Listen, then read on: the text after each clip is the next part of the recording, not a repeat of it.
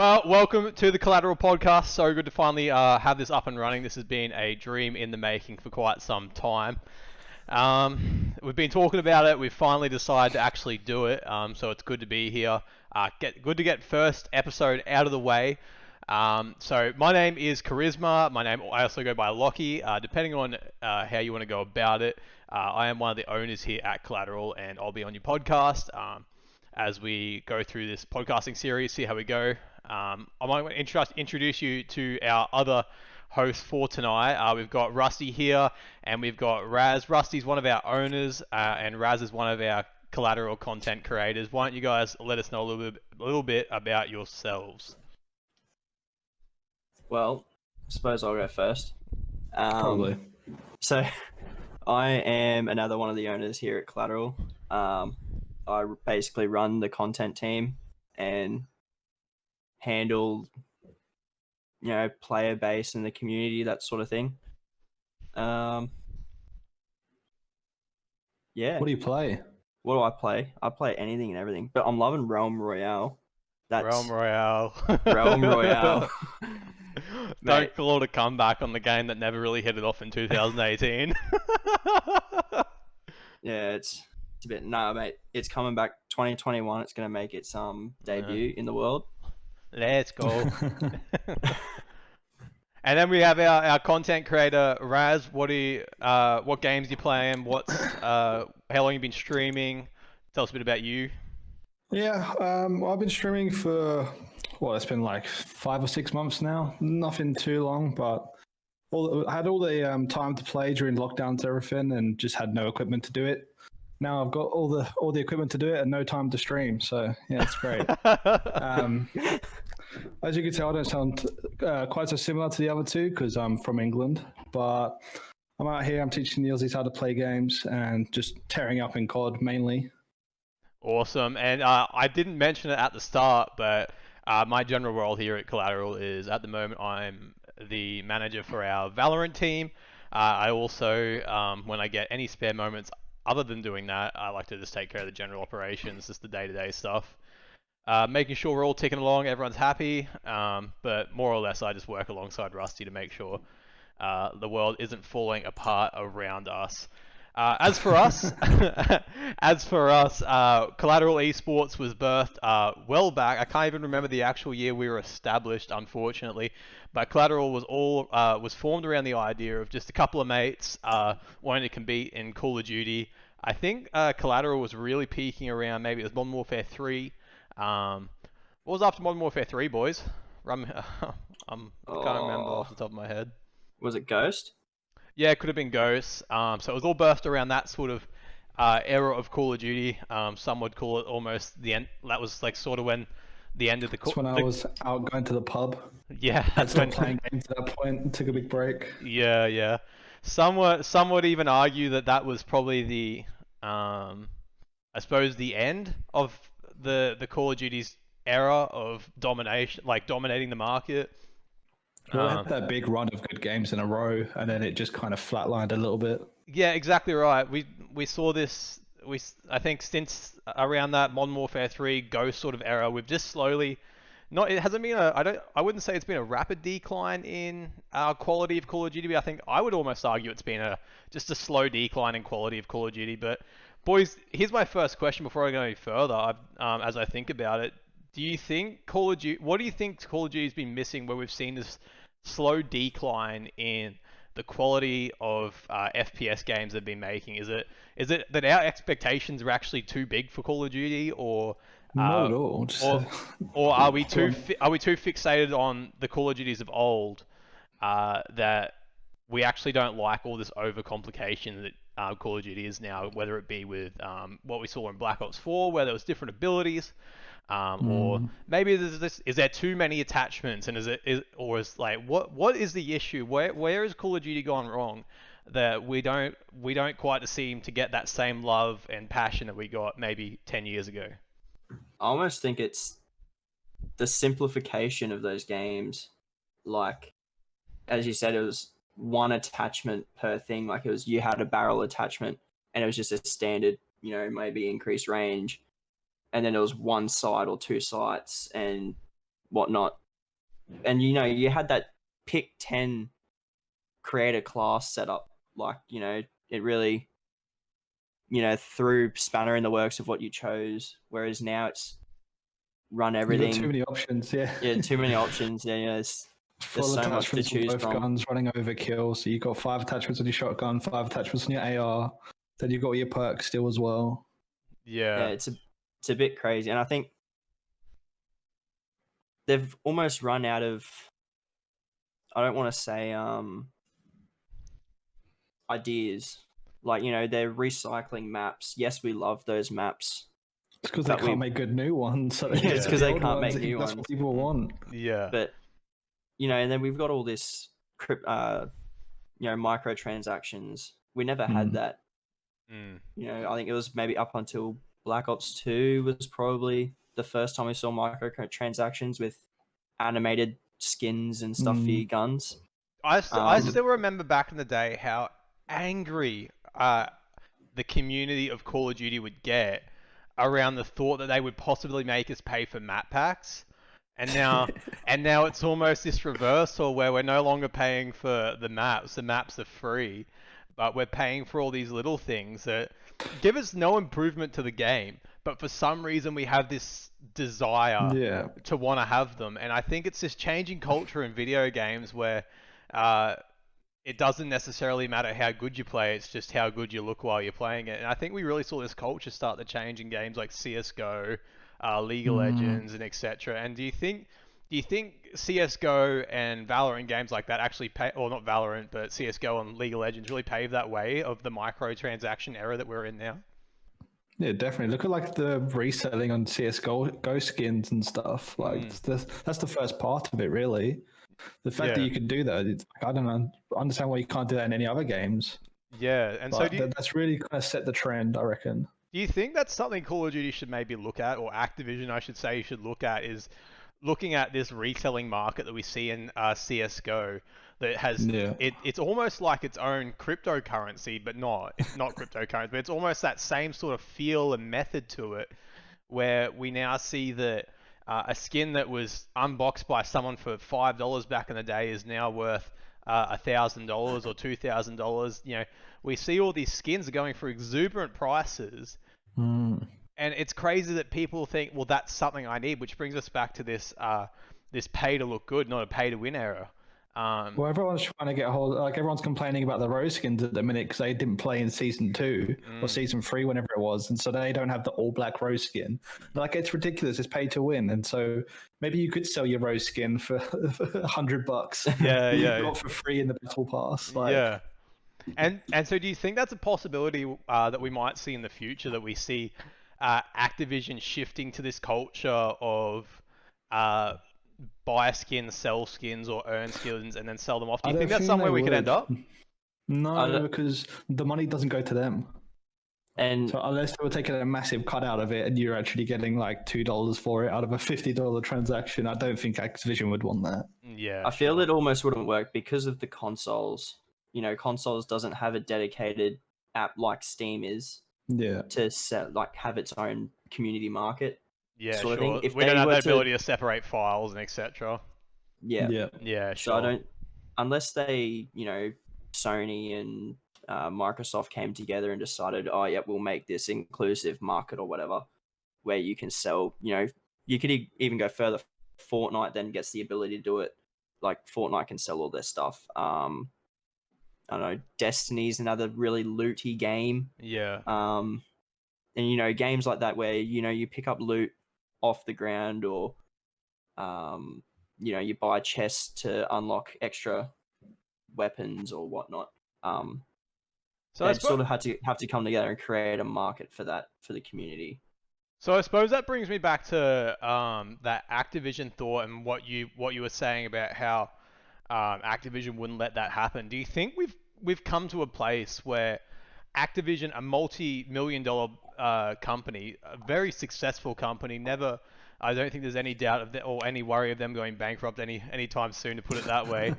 Do we think we've come to this place where Activision's prioritized selling things to the community, but being so controlling and having such a chokehold on their own product that they're not willing to see that community expansion that we've seen in CS:GO. And I would even argue that CS:GO has that community feel about it because they were so willing to let this skins market develop into what it was. Do we think that Activision's just, I guess, lost sight of what their purpose is, or do you think they're pretty comfortable where they are and they have that'd be a never changing thing? I'd say they're comfortable where they are. Yeah. They're happy making the money they're making. They keep churning out the 1 year games. Yeah. And so they don't plan to change, I don't think. Yeah, and so on that 1 year game, ever since I've been playing Call of Duty, I think back to Call of Duty 4, there's been a new Call of Duty every single year, and I think Call of Duty 4 really was a tipping point where we saw Call of Duty become a widely regarded game, and people really started to take notice and pay attention to Call of Duty. Do you think putting one game out a year has actually harmed the future of Call of Duty, where we've come to expect that there would be a game every single year, and around the speculation we've already seen with Call of Duty Vanguard is what they're calling it at this point, and there's a lot of concerns around it being ready, and there was a lot of concerns, and there still is a lot of concerns around our current Call of Duty Cold War, where the content is not ready to be released, and we've actually seen undercooked games. And do we think that putting one game out every single year has actually led us to a point where Call of Duty cannot continue to deliver the quality we want as customers? I think. Well, if you look at how they used to do the games before, did they even have patches? Did they Modern Warfare 2? They just put that game out and they didn't touch it again for the entire year. They were working on the DLC and that was it. Yeah. Now we've got patches every bloody week that they're all 60 gig, 80 gigs. So they're always just pumping Activision just pumping the development teams to get as much done as they can in that year. And then Modern Warfare, they had all the COVID stuff going on. Cold War would have been entirely COVID, so they want all the stuff to be pushed out, but before they weren't even doing it at all. They were just making the one thing and then that was it. That would do them for the year. Now they're not just working it for the year because they've got to do the whole looking after the game as well now. Yeah. The upkeep. Yeah. And so do we? I think this is what I was trying to get at before. When do we think Activision's lost sight of the end goal? Is that the thing I get confused about with Activision is there's so many problems with every single game we get at the moment, but the one thing there's never been a problem with is their store. That's a good point. And so I think we've got this thing with Activision that they're more focused on making money off their microtransactions than they are showing urgency about patching guns or putting guns out balanced to begin with. Testing their game. Yeah, and it feels like that every time they bring out a new gun, it's either really horrific and can't even compete in the mid-range tier, or it's way too good, like we saw with the DMR, or the Psychop, and now what we've seen with the Psychop pistols. Yeah, exactly right. They're just off tap. Yeah, and so now we've got this issue. Yeah, well, we've got this issue where Activision is actually refusing to test and integrate these guns properly because they're too focused on just pumping out content to make money to get eyes on their screen that they've actually given up test. It feels like they've given up testing. I think Warzone's best days were actually back when the Growl wasn't actually. It was a good gun, but I don't think the Growl was actually as overpowered as we made it out to be. Definitely not. I think it was good. I think that Growl era, that Growl meta, was actually one of the more balanced moments in Warzone we've seen over the last year.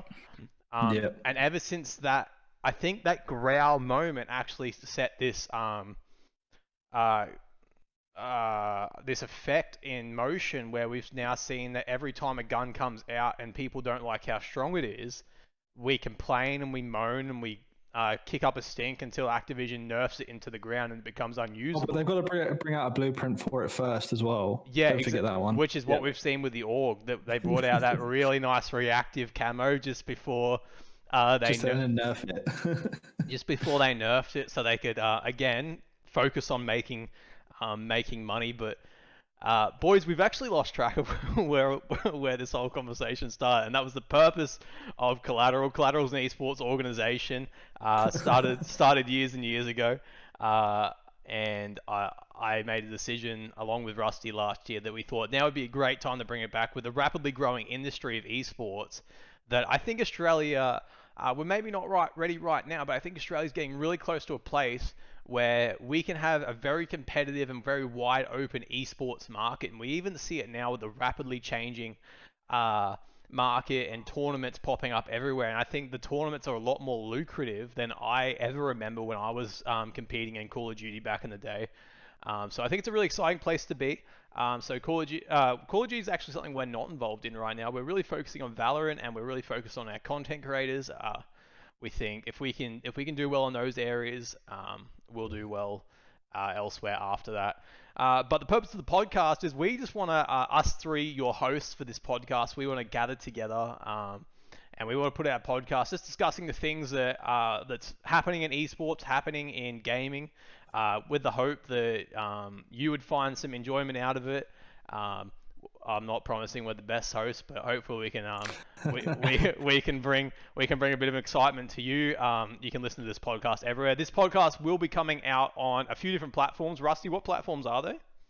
So at this stage, it'll be YouTube, and I'm gonna be aiming to get it on Spotify. Fantastic. Hopefully after that, we should be able to get it on iTunes, and is it Podcast One? I think. Oh, The yeah. podcast app is on your phone. Yeah. I know I listen to my podcast on Spotify. I'm a Spotify guy. Yeah. So we'll be aiming to get it out in as many areas as we can to sort of, get a more widespread audience for this. And yeah. Fantastic. So yeah, we're going to keep pumping out this podcast. Hopefully, you guys enjoy it. I'm already enjoying it, boys. I don't know about you, but I'm actually really loving this this forum discussion thing, and I guess it's at this point just recording our musings, recording our thoughts. Yeah, just I've told you to do it for so long. I said you'd be good for doing it. You just needed the push. Yeah, exactly right. I think this has been something we've been talking about since probably December, November. And I think the real driving force behind actually getting it started is Raz. I've been a bit lazy, and he came and gave us a bit of a kick up the bum and got us moving. So yeah, let's get on with the podcast, boys. On the Call of Duty, topic that we're talking about, I actually want to shift away from that. In fact, what I want to talk about is why we see so many streamers, content creators, shifting away from Call of Duty. And I think we really saw this a couple months ago when we saw Shroud stopped playing it. Ninja wouldn't play Warzone anymore. A lot of these guys actually refusing to play Warzone, just because they felt like it wasn't the Call of Duty we used to all come to know and love. And so we're seeing all these streamers shift away from what has been the most dominant FPS for many years. What do you think the next dominant FPS is? Because it seems like a lot of content creators are starting to really give up on Call of Duty and its future in the gaming industry. I think I'm definitely waiting for Battlefield. It's the one on everyone's tongues, man. Yeah, I think since they've announced that they're potentially going to be implementing a battle royale, I think everyone's getting excited. And I think, was it the last one, Battlefield 5? Was really, everyone seemed to love it, and everyone's sort of moving back to it. And I personally loved Bad Company 2, Battlefield 3, Battlefield 4. Played them all day, every day. Like that was the era of probably like Advanced Warfare, Infinite Warfare for Call of Duty. So that's when I stepped out of the Call of Duty game, and I was just playing Battlefield, like, because it seemed like a much more reliable game, and I enjoyed it much more. And then they took that slope. I think it was Battlefield 1. A lot of people dislike Battlefield 1. And it hit that really bad slope. but now Battlefield 5 was amazing. Like they came back and really showed what they could do again. And I think so. Everyone's got a lot of big hopes for Battlefield 6, and with the announcement of a potential battle royale, I think a lot of people are going to be excited to jump on that game. I suppose this is where I get confused with Battlefield. This seems to happen quite regularly with Battlefield, and I feel like it's happened for quite a few years now, where we all get really excited about Battlefield, and we say how amazing it looks, and how fantastic the graphics are, and how we're all just obsessed with Battlefield, and then it feels like after a month, no one's playing it again. I think with Battlefield is because it's very big team orientated, and so that's why I kind of never had all of the attention towards it, because it just didn't seem to be that fun to play by yourself. Because you've got such big teams up against each other, and with COD, when you're playing 6v6, you kind of just jump on, you play for like 15 minutes, and you can jump off again.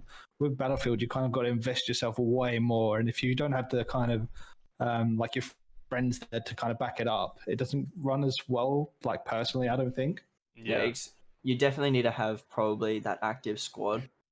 Yeah, because it might be a 64 versus 64 or 32 versus 32. Yeah, so it's 64 versus 64, Yeah. but then it's broken up into like 4-man regiment so you sort of get dudes, isn't it? four-man squad. So, and that those four people are the only people that you get to communicate with. They're the only people that you get to redeploy on. So you really need to have, like, you can play without, other people and whatnot, but I think having that man of four really makes the enjoyment level of the game, yeah, definitely. rise. Yeah, so I'm interested in something you said there, Raz. Do you think the issue with Battlefield is you have to commit too much time to it?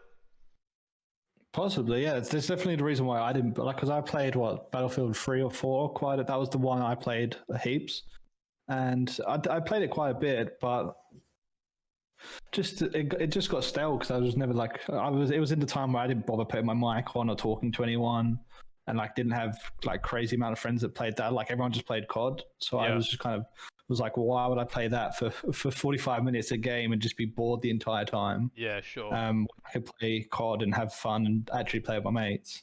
Yeah.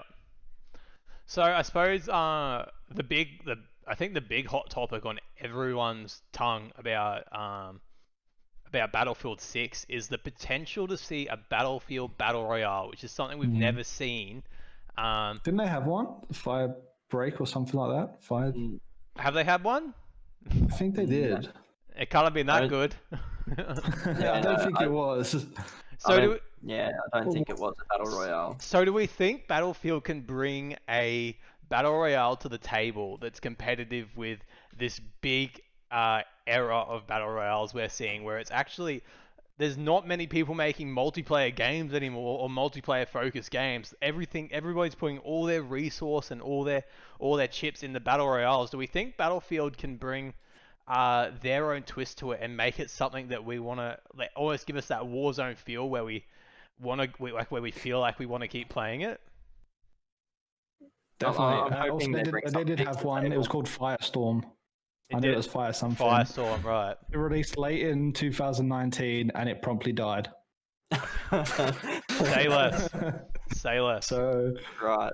Maybe they learned from their mistakes the first time. I mean, look at COD with Blackout. A lot of people really didn't like Blackout, and then COD come out of Warzone. So it could go either way, really. Yeah.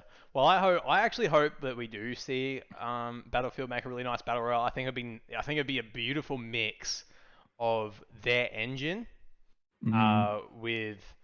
I'd love to snipe. Just sit back and snipe and that. Yeah, I think it'd be a beautiful mix of their engine crossed with a battle royale. So let's hope and see where it goes. When I think of Battlefield, I almost think back to my days. I think it was around that Call of Duty World at War era. I was playing Battlefield at the same time, and I remember those two games used to be. I was obsessed with them. I used to love playing those games.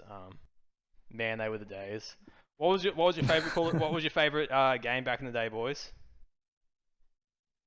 How far back are we gone? What's your favorite game ever? Favorite game ever? Modern Warfare 2. Yeah. See, I think I'm going to be slightly different here. On PlayStation 3, there was this game called Split Second, and it was a racing game, right? Oh But yeah, I know the one. Yeah. it had like demolition, like a demolition side to it, and you could, knock down silos. Like, you Oh, drive I think under I know the, what game the you're on about, rafters of the silos, and you could knock the silo down on other races, and it'd open up a new part of the race. So when you Yeah. go through to the next lap, that whole area is completely different Yeah. because Mm. you've destroyed that part of the map. And it was just, I don't know. I just remember spending plenty of time on that game, and I think that's sort of the most prominent game from my childhood. I think that I remember playing. I loved it. Yeah, yeah. So on that, What's yours? mine, Modern Warfare 2. Yeah. It's got to be Modern Warfare 2. It has to be. Modern Warfare 2 was such a beautifully crafted game. I think it was its simplicity that I loved. And I mean, nothing compares to the Intervention. Good point. The way you could just run around with that thing, the same pace. Just as S&D in that game Oh. was so good. Yeah, I could not agree more. It was such a beautifully crafted game, and I think it was its simplicity, which is what we were talking about earlier. Everyone had mics. I used to stay up like 4 a.m. every weekend playing it every day of the weekend. I remember sometimes on a school night. I remember I used to play with like the single earphone piece with the mic, like the Xbox 360 one. I play on the Xbox 360 with my external hard drive plugged in the top. Man, they were the days of Call of Duty.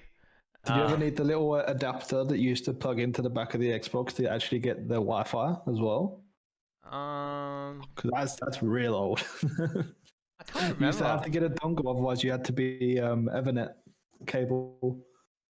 I can't remember. Did they really not have like a Wi-Fi? Well, they did. It just wasn't very good. I think it was like the first one that come out, like the first 360, the big white one. Yeah, that was around that was around the ADSL 2. That might be ADSL 2 Plus, maybe. I don't know. They were rough times, boys. Did you guys even have internet in those years?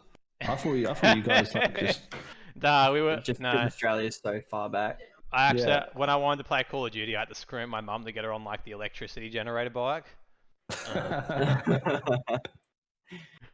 I remember when I was around. It was around those Modern Warfare 2 era, and I was in this trick shotting clan, and I used to just drink energy drinks like it was water, and I'm honestly surprised I've survived.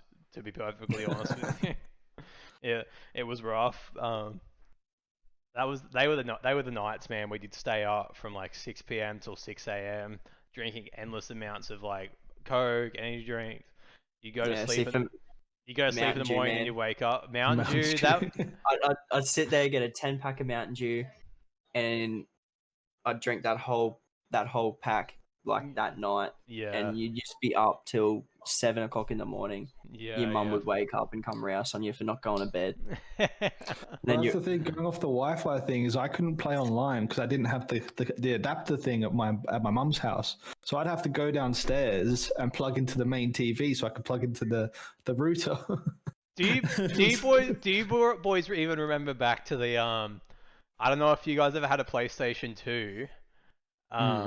Yeah. But if you didn't have a memory card, you couldn't turn your PlayStation off if you wanted to finish the game. Yeah.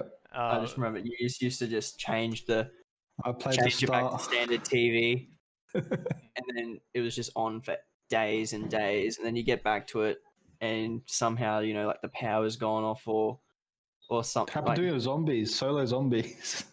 Get around like 75, got to pause it to go to school, come back and the internet, the electricity had turned off. Rormo C, this is a big one for you, Rusty. Rormo C in the chat says, shout out to the boys with the Mountain Dew. Yeah. Oh, mate, Mountain Dew was an absolute charmer. It was a banger. I think I wouldn't have survived many of those all-nighters without it. Wait, I remember one time I was playing an all-nighter of Call of Duty. I was sitting on this weird angle, right? and I went to sleep, and I woke up, and my neck was locked how I was sitting that night. And so I had to go to a chiropractor over a few days and get it fixed up because my neck locked up from playing in that position for so long. Ugh. Yeah, see, I don't think I can say I've done that. No, it was pretty gnarly. Boys, let me challenge you on this one. On Modern Warfare, more specifically Modern Warfare 19. There's a lot of controversy around that Modern Warfare 19 or Infinity Ward is bringing out more content this year than we've seen from Cold War.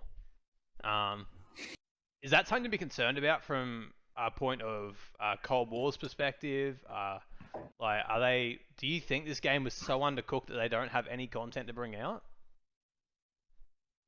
Possibly. Like they were really rushed to get the game finished because wasn't it someone else developing it at the start of the game's kind of building, Yeah. and then they were like, "No, Treyarch, you guys got to get in and finish the job." Yeah. Sledgehammer. Yeah, I thought so. Yeah, Sledgehammer was originally making it, and something happened with the CEO. They didn't like the CEO of Sledgehammer, so they told them to no, like, no, that's it. Look, if I'm perfectly Yeah. honest, I probably would have preferred Sledgehammer to do it. Yeah. Yeah, I and loved World War II. Treyarch had to come in and fix it up. You know, right at the peak of COVID. Was it? Yeah, it was peak of COVID, and so all their engineers and developers were working from home trying to develop this game. Yeah. So I understand that it was severely undercooked, but I mean, if they had to push it back 6 months and change the norm of Call of Duty, I feel like they definitely could have expanded on Modern Warfare. Yeah. Yeah, I wish they delayed it for a year, definitely. I don't know why they were so pushy to get it out. I was having a lot of fun with Modern Warfare, and even now, like I've gone back to playing S&D and Modern Warfare again. So fun, and it's definitely it feels nostalgic again. It's a game that came out last year, which is so weird, but it feels like a lifetime ago. Yeah, that it we were all does. playing Yeah. S&D, like just put so much time into Warzone, and it feels weird because it's just the same map over and over again. Yeah. Yeah. I think the weird thing with Cold War for me is though, like when I play Cold War, the only thing I feel like playing is Nuketown because all the other maps feel very dry and. See, I can't stand Nuketown. It's not. I like how many games has Nuketown been in now?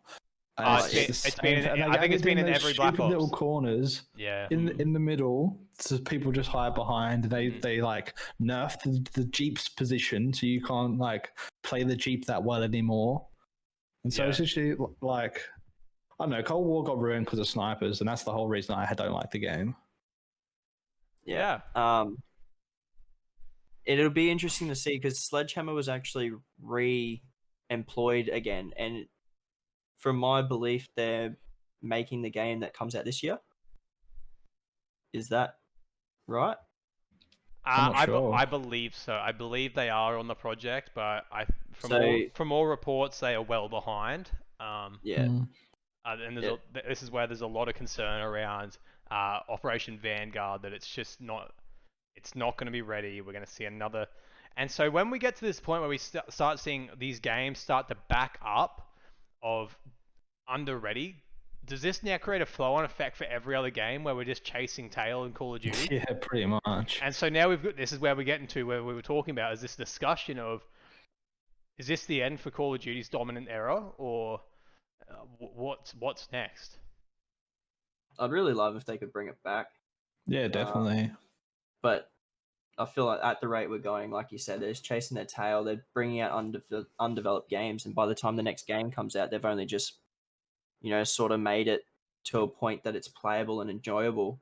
And now they're just starting from scratch again. I would almost argue at this point, the saving grace that's going to be for Call of Duty and its multiplayer era is going to be doing a Modern Warfare 2 multiplayer remaster.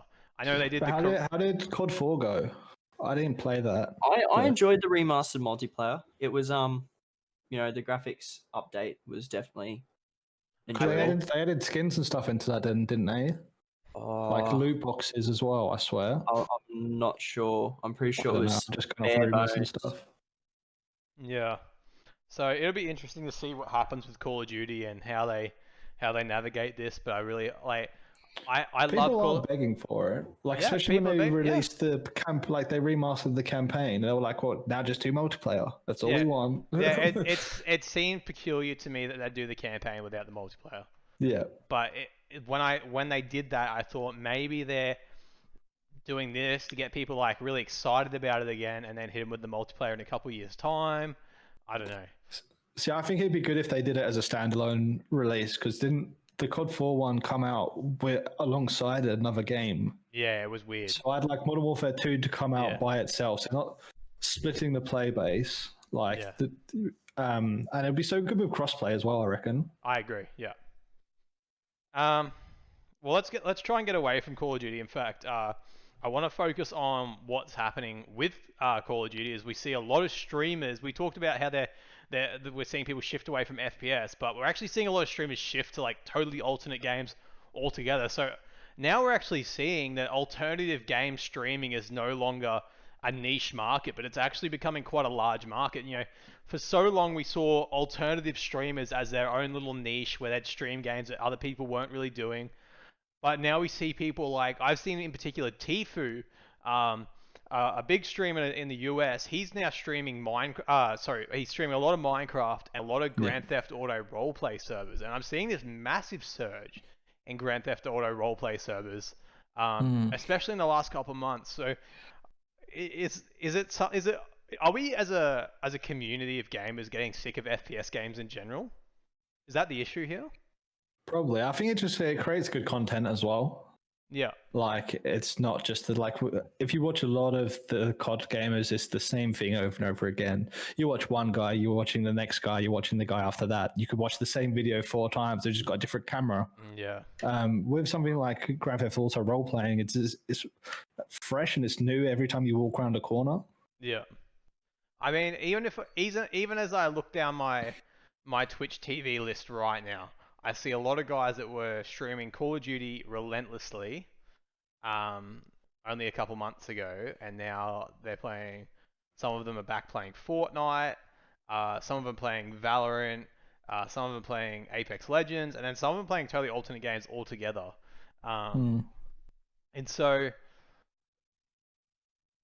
I wouldn't say FPS gaming's dead, but I would say maybe some of the classics that we're used to maybe aren't giving us the same feeling that we anymore. And so in particular, Valorant, we've seen a huge surge in Valorant. And I think the thing I find peculiar about Valorant is it's not all that much different to Counter-Strike Global Offensive. But for some reason, it's had this massive influx of player base, where it's becoming one of the most popular games globally right now. And we've even seen it in Australia with our own Valorant team that the tournaments are actually rather lucrative to get a Valorant team into, as opposed to the Call of Duty scenes and something like that. So why is it that we see games like Valorant taking such a surge in the market? I think it's a lot of it was. I feel like a lot of players were sort of shunned from the CS:GO community. I feel like it was a toxic community to start with. Now I feel like it's definitely relaxed because CS:GO has been around for so many years, and now that a lot of people have left CS:GO, Valorant was just the next game to fall into, and I think it's got that extra touch. You know, you've got all of your different agents with their different abilities. And I feel like it was that extra touch that CS:GO didn't have. CS:GO was so bare bones, just pick a gun and shoot. Yeah. Modernized it. Yeah, and Brought it was into everyone else. Yeah, and it was just, you know, aim and shoot, Yeah. and that was it. Yeah. And Valorant's got that touch of, you know, when to use your ability at the right time. And, you know, they've got so many different abilities and so many different agents to choose from. It's always a different game. Yeah. Yeah. All right, gents. Well, we're actually getting toward the end of the podcast right now. What we wanted to do is, before we finish up, we just wanted to come highlight a couple of our Valorant community clips that we've been putting out on our Twitter, Instagram, and TikTok, and just kind of highlight them on the podcast, give them a bit of airtime. I think that'd be really something cool we could do. So, do you boys want to delve in with me as we look at 3 clips from some of our content creators?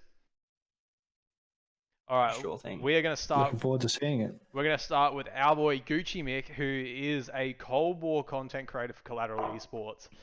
He specializes in what speaks to my old school mentality of the quick scoping, putting out really cool quick scope clips. And in this clip, we actually see him get a nuke, quick scoping or sniping only.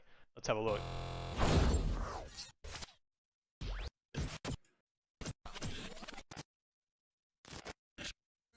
And all these bridges that I'm building, I'ma burn them, burn them, burn them. All this money I be making, I'ma burn them, burn them.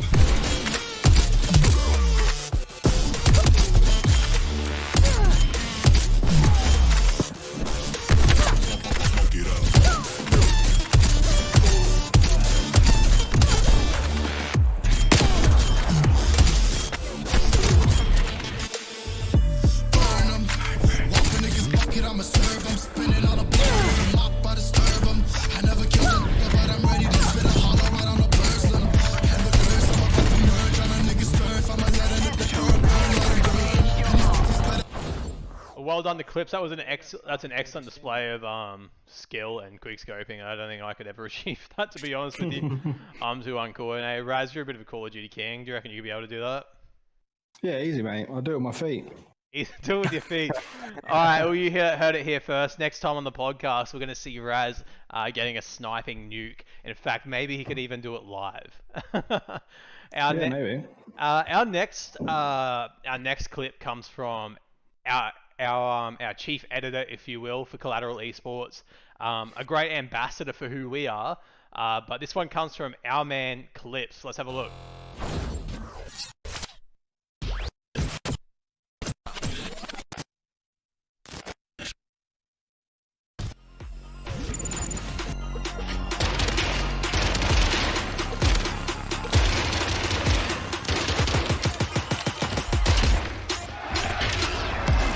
Using the head bleed.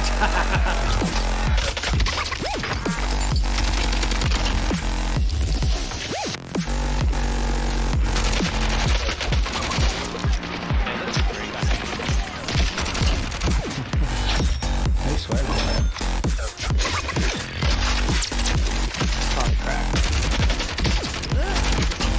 It's a bit weird to use, but I think once you get the hang of it, it's pretty good.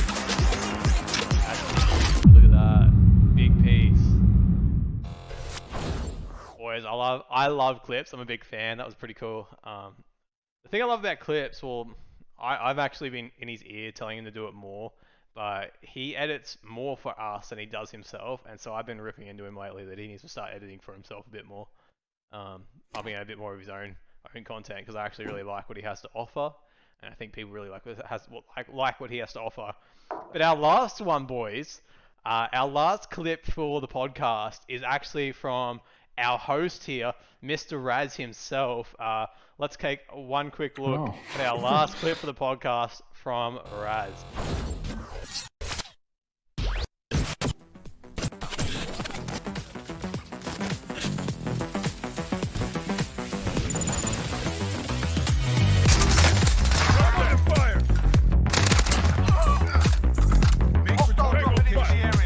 I love that edit there, Raz, where Enemy UAV overhead. you were an AX50 man back in the day. No. I'm a HDR kind of guy. You know, when Warzone first came out, I thought we to use. That's a done.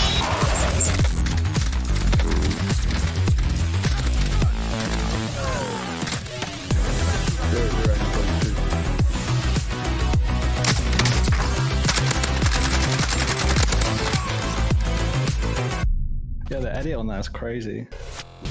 Again, shout out to our man Clips, absolutely killing it on the edits. Super thankful for that guy. He does an incredible job for us. We love him. I've loved being on this podcast, boys. Have you had fun tonight? Yeah, it's been great. Yeah, fantastic. Well, Change of scenery. Yeah, I'm actually itching to get back and do the next one for our podcast. Raz, where can we find you streaming during the week?